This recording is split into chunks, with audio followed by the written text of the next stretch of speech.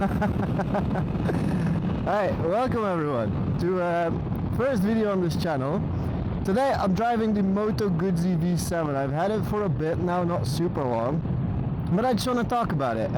It's a bike you don't see that often, and I understand why, but I also think that, you know, if you're in the market for, let's say, a Bonneville, an Interceptor 650, those are some of the bikes this gets compared to a lot.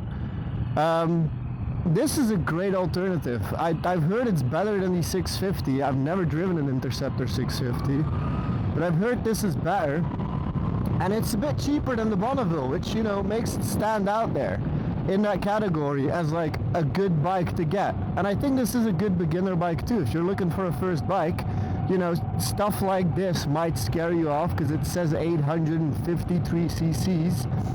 But you know, once you get into biking, you'll start understanding that the cc's don't matter as much, because for the 853 cc's, this thing makes 65 horsepower, which it's not bad, but it's not a lot. And it makes about, I think it's 73 newton meters of torque, which is about 53 pounds of torque. And it's not bad. Like, it has a bit of kick to it for sure, but it's not like a crazy bike. My old bike used to be a CBF 600N, a Honda, a really old one actually. It looked a bit retro too. I really like the retro style on bikes. And that was a lot faster, had a lot more kick to it, you know. That could go up to a little over 200 kilometers an hour if you pushed it. I'm pretty sure the max speed on this is like 170 or something like that. That being said, if you pull the throttle, and I don't know if you heard that, it sounds fucking incredible. And it has some kick to it, but it drives very different than, you know, other bikes that you might be used to. I'll pull over in a second. We can take a look at how the bike actually looks, and we'll first go over like some stuff that I actually don't like about the bike, because there is some things that I don't, but there's very little things that I don't like about the bike. One thing, while we're getting a spot to pull over, I don't really know where I'm gonna pull over, is, and I had the same thing on my other bike as well, because it was an older one, so they really embraced the retro on this, but it doesn't have a fuel gauge. You can't see how much fuel you have left. Like, where is my fuel? I don't know. It does say my trip, I'm at 230 kilometers now, which is since the last time I filled up. So I'm assuming I'm getting fairly low on gas. Not super low, but fairly low. So maybe I'll just pull into a gas station, I'll reset that, because that's kind of how I do it. I just drive it around, reset it to 0, you know roughly how much your bike can take. I know my old bike was 350. I don't know how much this one is, but I can tell. You know, I can look up how much the actual capacity of this engine is, sorry, the oil tank is, which I actually don't know. Not the oil tank, the fuel tank. And then, you know, look up how I fill up now. I know I have 230 kilometers. Okay, I can calculate maybe roughly this does 400 kilometers with a full tank. Once you know that, you can ride this like any other bike. You just treat that number as like your fucking fuel going down. Like, as the closer that gets to 400, the lower that fuel gauge should be. So it's kind of the same thing. But yeah, that's, you know, that's one of the things that I don't necessarily like about the bike, because it is something extra you have to think about. On the other hand though, does it really matter? Does it embrace the retro style? It does to me. So I don't know, I don't mind it. Some people might mind it. If you do mind it, then, you know, it's just not for you, and that's fine. You know, every bike is for a different kind of person. This though, however, is a bike for me, and maybe I'll pull over right here. I'll go a bit further. Let's just ride it around a bit, because honestly, it is a blast to ride, and I'll get into that a bit later as well, as why it is a blast to ride. But part of it is the engine, you know, how it works, how it's mounted, how it sounds as well. It sounds incredible, but also a bit caveat there with how it sounds, because I think it could sound a lot better. You can hear what the bike can do, and I'll show you here in a second. I think it's around 2,500 to 3,000 RPMs. So you hear that roar. I really hope you can hear it. I just got this microphone. But you hear that roar, and then it kind of goes into a and that's kind of sad, Like, it wants to scream more, and I know there is pipe manufacturers out there that can make this roar that you're hearing right now really go to where it wants to go, because you can tell the bike really wants to roar. It wants to go, but you know, not a single bike manufacturer allows it to. And it's kind of sad, because in general, bike manufacturers, they don't... Oh, it sounds great though. I really hope you can hear that. Bike manufacturers in general, they don't allow their bikes to, you know, roar like they want to. This one wants to roar, you can feel it. And it's great. Every time I do that at like 2,000 RPMs like this, I just let it go down a bit. This is the sweet spot. Pull open that throttle, and oh, you can hear it, you can feel it, this bike is, it's a pleasure to ride. I love it. But again, not for everyone. It has a lot of character. And I think that's like, you know, everyone always says, oh, this bike has a lot of character, that bike has a lot of character. I thought my old bike had a lot of character, which, I mean, it did, because it was old, which basically means it was bad. But, you know, that added to the character. I drive a lot on Niva as well. A lot on Niva has a lot of character. But this, it's, you know, it feels like, I don't know how to describe it, but it feels retro. And if you're in the market for a bunny or this, or, you know, something like that, something in that style, whether it's a Kawasaki, what is it, W800 or something like that, it's one of the bikes I looked at. I like this. And for its price point, I mean, you get a hell of an amount of bike for what you pay for it. That's for sure. Alright, that being said though, let me just pull over real quickly. I'll pull over a bit further, and then we'll slowly start heading back. We'll just do somewhat of the same road, and I can talk to you about like what this bike is good for, what it's really bad for, because there is also some things where it's terrible. And again, it depends on your riding style, depends on what you want to use it for. You know, as a commuter, I'd say this is a great bike.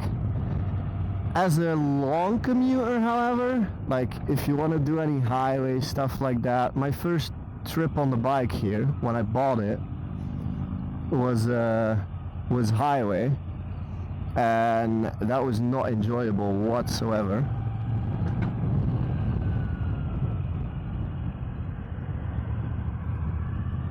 So yeah, I don't know. It's not for everyone. Like I said, we'll pull over here. Not the most fantastic spot, but I need to fill up gas anyways. I can quickly talk about how the bike works. Oh, I'm not supposed to drive in here. Oh well. We'll just pull up here. We can take a look at how the bike actually looks, all of that stuff. And I'll tell you about my first really bad thing about the bike, in my opinion, as I park it here. And you'll see, I'm now in first gear. I'll try to get to neutral. I can't.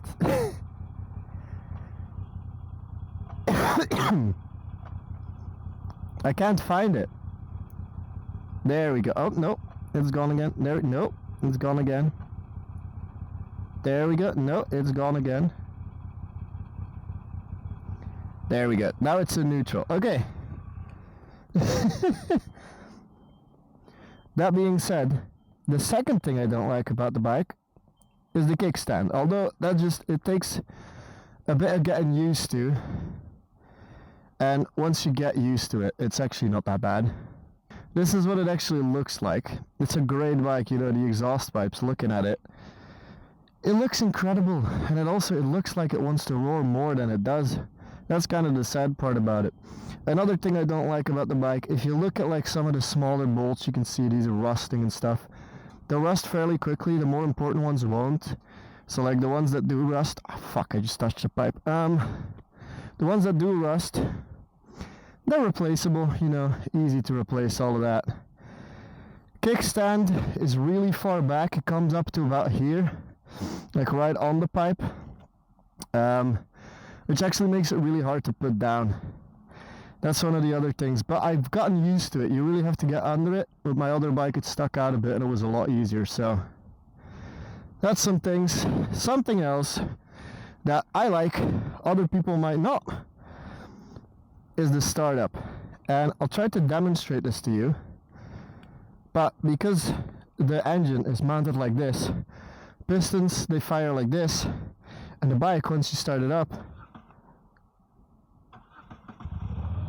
you can see it shifts to one side. As you gas it as well,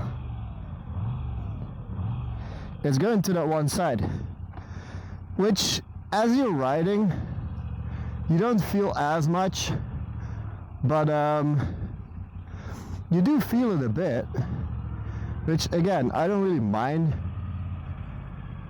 but some people might. And if they do, that's a bit of a problem. Do I go left? Yeah, let's just go back to where we came from. So yeah, that's another thing that some people might not like about this bike. I do, it gives it character. Like right now you can see, whew, it does go a bit to the other side, but it's fine. And you saw there, it does have some torque to it, because I almost lost it. Now this is actually a great spot to demonstrate the next thing. The suspension on this bike. Suspension on this bike in general, I mean, I really like it. It, you know, you'll see. Let me just wait for that guy to go over. I can pick up some speed again. And as long as you stand up a little, you don't really feel anything. So the suspension on the bike is actually really good. The torque on the bike feels fine. It's not insane power, like you're not on a Japanese bike, for sure. And you can feel that. And for some people, you know, all they want is speed.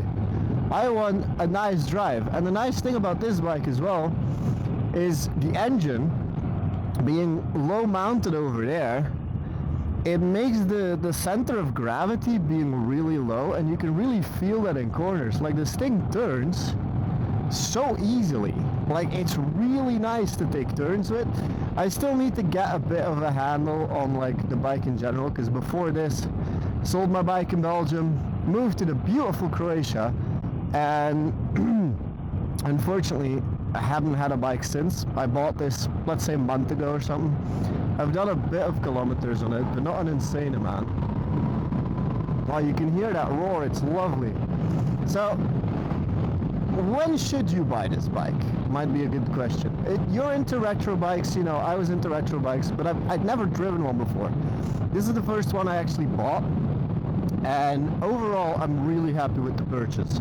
And part of the reason that I'm so happy with it is because of where I live. Because like these little roads, these little clunkily roads, they go zigzag all the time. This is not the best example, but there's a lot of hills, a lot of mountains, you go up, down, it's twisty all the way. And the twisty part is what makes it so much fun, because like driving a bike on twisty roads, some people love it, some people hate it. I think everyone would love it if they have the right bike for it, and this is the bike for it. As I said, if you want to go and do highway on a bike like this, it's not great, because like this bike really comfortably sits at like 3,000 RPMs. 2,000, 3,000 RPMs. I'm in 6th right now. I'm going 2,000 RPMs. That's insane. I'm going 60 in 6th gear. I mean, I did have to shift down because that was a bit too high of a gear, but you know, it sits really comfortable at that low range, and then it also, once you pull it open, it does, you know, it goes up to like 5,000, 6,000, stuff like that, if you wanted to. But again, that's like if you're overtaking someone, you might want to like shift down. I was thinking about pulling over here, but I won't. You might want to like shift down, stuff like that, but it's not needed, you know. The torque is there, the RPMs just aren't, but like the torque is there, so you're fine. Even though I'm in low RPMs, like the pull is there. You can see that. It pulls. It's really nice. It pulls really nice. The only bad thing about riding on like roads like this is I'm in a fairly touristic-y area, which also does mean that people really don't know how to drive for some reason, and everyone drives on the middle of the road. So as I'm coming into this corner, if someone was coming from the other side, he'd be on that side of the road actually. Like, they're terrible. It's mainly Germans and Italians. If you're German or Italian, I'm sorry. But if you're visiting this part of the world, please drive on your side of the road. This guy is nice. Yeah, see, he's on the right side of the road. He's doing well. He was from fucking Croatia though. I think that's the difference. It's only the tourists. But yeah, I mean, like I said, this bike has what it needs. See, you can pull it, and at first glance you might think this bike's not made for that, but it does go to like 7,000 RPMs, and then it will actually tell you to shift. Like, it will tell you visibly to shift by giving you a message saying go to a higher gear. So it can handle it. It can handle it for sure. And like, once it's warm, because like I've now driven it for what, like 20 minutes. It's pretty warm. But once it's warm, it goes. Like, you can really pull it. And like, I just did, what was that, like, I don't know, you can't see the dash hopefully because that was not legal, but I did 110 or something on 4th. Imagine pulling it in 6th. Like, this thing can go 170, it won't be comfortable. You don't want to drive this fast, and I think that's why it's a really nice bike for me. With my previous bike, I had the urge to drive it fast. You kind of do with bikes, you know, you want to drive them fast. This one, I don't know, man, it's different. It's lovely. You can't describe it until you've felt it. It's a lovely bike, and I don't know if the Bonneville's the same. I don't know if the Interceptor will be the same. Actually, I'm pretty sure the Interceptor, did I say 650 before? I'm pretty sure it's a 450. I'm pretty sure the Interceptor's too slow. Or too, I don't know. I haven't driven it. I can't say. Maybe those bikes are great too. I can only say that this one, the Moto Guzzi V7 Stone, is one hell of a bike. I love it. Whoever made this, and I know who made this, it's my neighbors, the Italians, they did a great job. And Moto Guzzi is not recognized for what they do. They're one of the longest standing motorcycle manufacturers, making the V7 for years upon years.